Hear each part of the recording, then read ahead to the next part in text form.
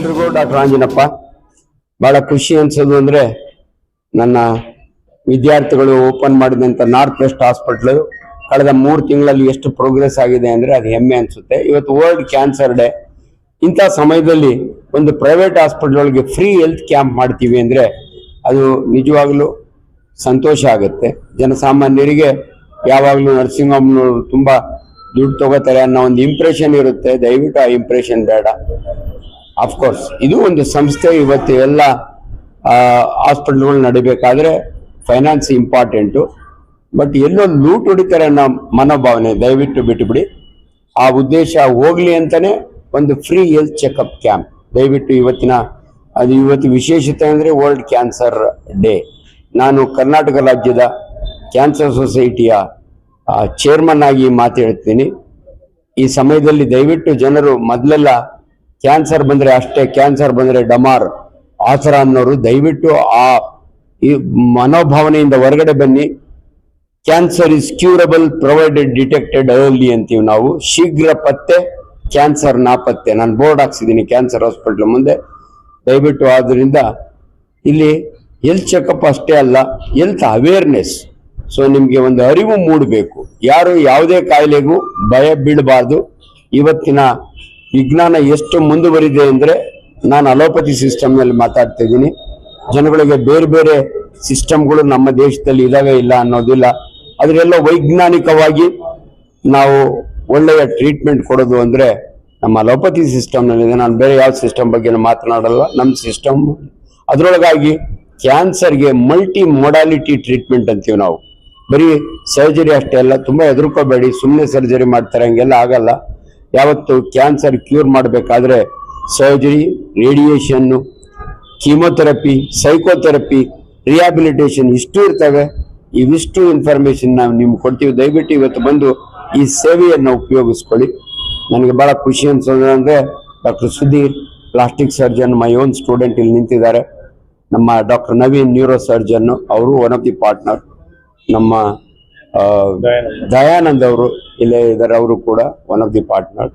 ನಮ್ಮ ಮೊದಲಿಂದಲೂ ಕೂಡ ಮಾರ್ಕೆಟಿಂಗ್ ಆಫೀಸರ್ ನಮ್ಮ ಕೃಷ್ಣಮೂರ್ತಿಗಳು ಇಲ್ಲೇ ಇದ್ದಾರೆ. ಅದಕ್ಕಿಂತ ಇಂಪಾರ್ಟೆಂಟ್ ನಮ್ಮೆಲ್ಲ ಕಾರ್ಯಕ್ರಮಗಳನ್ನು ಜನಸಾಮಾನ್ಯರಿಗೆ ತಲುಪಿಸುವಂತ ನಮ್ಮ ಫೇಮಸ್ ಫೋಟೋಗ್ರಾಫರ್ ಅರವಿಂದ್ ಅವರೇ ರೆಕಾರ್ಡ್ ಮಾಡ್ತಾ ಇದ್ದಾರೆ. ಹಂಗಾಗಿ ನಮ್ಗೆ ಬಹಳ ಖುಷಿ. ನಮ್ಮ ಸ್ಟಾಫ್ ಎಲ್ಲ ಇಲ್ಲೇ ಇದ್ದಾರೆ, ಎಲ್ಲರೂ ಕೂಡ ಕಮಿಟೆಡ್. ನಮ್ಗೆ ಅದೊಂದು ಯಾವಾಗಲೂ ಕೂಡ ಹೆಮ್ಮೆ. ಪ್ರತಿಯೊಬ್ಬರು ಕೂಡ ಸಾಮಾಜಿಕ ಕಾರ್ಯಕ್ರಮ ಮಾಡಬೇಕು ಅನ್ನೋ ಮನಸ್ಥಿತಿಯಲ್ಲಿ ಇರುವಂತವ್ರು ಸೇರ್ಕೊಂಡು ಈ ಉತ್ತಮ ಹಾಸ್ಪಿಟಲ್ ನಿಂತಿದ್ದೀವಿ. ಎಲ್ರಿಗೂ ಒಳ್ಳೇದಾಗ್ಲಿ. Thank you very much. ಈ ನಿಟ್ಟಿನಲ್ಲಿ ತಮ್ಮ ಅಭಿಪ್ರಾಯ ಅನಿಸಿದೆ? ಸ್ವಾಮಿ, ನನಗೆ ಕರ್ನಾಟಕ ರಾಜ್ಯೋತ್ಸವ ಪ್ರಶಸ್ತಿ ಬಂತು 2019ರಲ್ಲಿ ಯಡಿಯೂರಪ್ಪನವರಿದೆ. ಯಾಕೆ ಗೊತ್ತಾ? 1500 ಫ್ರೀ ಹೆಲ್ತ್ ಚೆಕಪ್ ಕ್ಯಾಂಪ್ ನ ಹಳ್ಳಿಗಾಡಿನಲ್ಲಿ ಮಾಡಿದ್ದೆ ನಾನು. ಕನ್ನಮಂಗಲ ವಿಲೇಜ್, ಶನ್ಮಾತ್ಮನ ಗುಡಿ ಹತ್ರ. ಸಾಕಷ್ಟು ಜನ ಮಾಡ್ತಿರ್ತಾರೆ. ಬಟ್ ಏನಂದ್ರೆ ಇಲ್ಲೂ ಕೂಡ ಮಾಡಬೇಕು ಅನ್ನೋದೊಂದು. ಇಲ್ಲಿ ಅಕ್ಸೆಸಿಬಿಲಿಟಿ ಇದೆ ಅಂಡ್ ಆರೋಗ್ಯದಲ್ಲಿ ಇನ್ನೊಂದು ಸೂಪರ್ ಸ್ಪೆಷಾಲಿಟಿನೂ ಇಂಪಾರ್ಟೆಂಟ್. ಇವಾಗ ನೋಡಿ ಪಾಪ ಬರೀ ಪ್ರಾಕ್ಟೀಸ್ ಮಾಡೋ ಡಾಕ್ಟ್ರು, ಎಷ್ಟೇ ಹೆಸರುವಾಸಿ ಡಾಕ್ಟರ್ ಆದ್ರೂ ಕೂಡ, ಡಾಕ್ಟರ್ MD ಜೈನ್ ಇದ್ದಾರೆ ನನ್ನ ಫ್ರೆಂಡು, ತುಂಬಾ ಸೀನಿಯರ್ ಡಾಕ್ಟರ್ ಇದ್ದಾರೆ. ಬಟ್ ಅವರು ಎಲ್ಲ ಕೇಸ್ಗಳನ್ನ ಟ್ರೀಟ್ ಮಾಡೋಕ್ಕಾಗಲ್ಲ. ಅಟ್ಲೀಸ್ಟ್ ಅವ್ರು ಗೈಡ್ ಮಾಡ್ಬೋದು, ರೆಫರ್ ಮಾಡ್ಬೋದು. ಇವತ್ತು ಅಂತ ಡಾಕ್ಟರ್ಗಳಿಗೆ ಇಲ್ಲಿ ಬನ್ನಿ ಅಂದ್ರೆ ವಾಕಬಲ್ ಡಿಸ್ಟೆನ್ಸು. ಜನಗಳಿಗೆ ಬಹಳ ಖುಷಿ ಆಗುತ್ತೆ. ಡಾಕ್ಟರ್ ಜೈನ್ ನಮ್ಮ ಫ್ಯಾಮಿಲಿ ಡಾಕ್ಟರ್ ಕಳಿಸಿದ್ರು ಡಾಕ್ಟ್ರೆ. ಇವಾಗ ನಾನೇ ಸೀನಿಯರ್ ಸರ್ಜನ್ ಇದ್ದೀನಿ, ಪ್ಲಾಸ್ಟಿಕ್ ಸರ್ಜನ್ ಅಲ್ಲ ನಾನು, ಜನರಲ್ ಸರ್ಜರಿ ಪ್ರೊಫೆಸರ್. ಬಂದ ತಕ್ಷಣ ಹೇಳ್ತೀನಿ, ನಮ್ಮ ಸುಧೀರ್ ಇದ್ದಾರೆ, ಹೋಗಪ್ಪ ಫಸ್ಟ್ ಕ್ಲಾಸ್ ಮಾಡ್ತಾರೆ ಅಂತೀನಿ. ಸೊ ಅದೊಂದು ಅನುಕೂಲನ ಜನಗಳು ಉಪಯೋಗಿಸ್ಕೋಬೇಕು. ಯಾವತ್ತು ಕೂಡ ಎಲ್ಲೋ ಒಂದು ಕಡೆ ಸ್ಪೆಷಾಲಿಟಿಗೆ ತನ್ನದೇ ಆದ ಮಹತ್ವ ಇದೆ.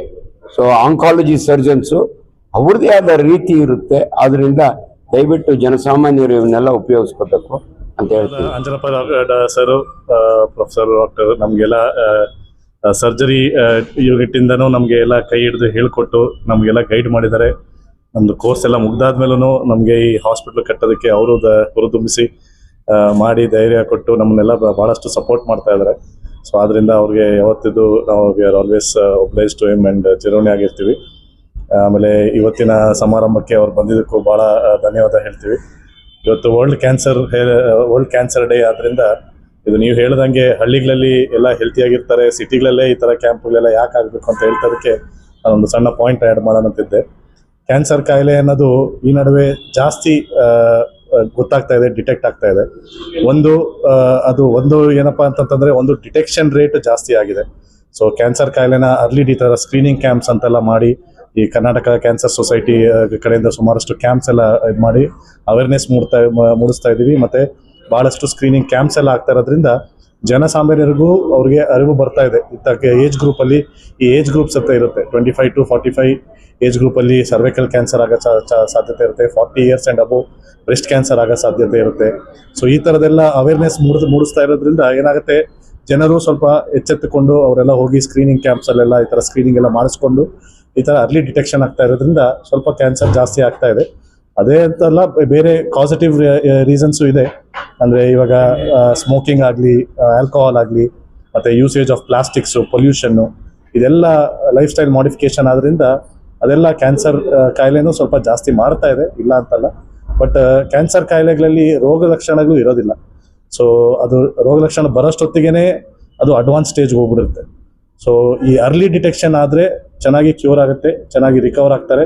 ಆ್ಯಂಡ್ ಅವರು ಅದು ಕ್ಯಾನ್ಸರ್ ಕ್ಲಿಯರ್ ಆದಮೇಲೆ ಆರಾಮಾಗಿ ಜೀವನ ಸಾಗಿಸ್ಬೋದು. ಅದಕ್ಕೋಸ್ಕರನೇ ಅರ್ಲಿ ಡಿಟೆಕ್ಷನ್ ಆಗಲಿ ಅಂತಲೇ ಈ ಸ್ಕ್ರೀನಿಂಗ್ ಕ್ಯಾಂಪ್ಸ್ ಎಲ್ಲ ಮಾಡೋದು. ಸೊ ಈ ಸ್ಕ್ರೀನಿಂಗ್ ಕ್ಯಾಂಪ್ ಎಲ್ಲರೂ ಫೆಸಿಲಿಟಿನ ಎಲ್ಲ ಯೂಟಿಲೈಸ್ ಮಾಡಿಕೊಂಡು ಆದಷ್ಟು ಮ್ಯಾಕ್ಸಿಮಮ್ ಜನ ಬಂದು ಇದನ್ನು ಯೂಟಿಲೈಸ್ ಮಾಡ್ಕೊಳ್ಳಿ ಅಂತ ನಾವು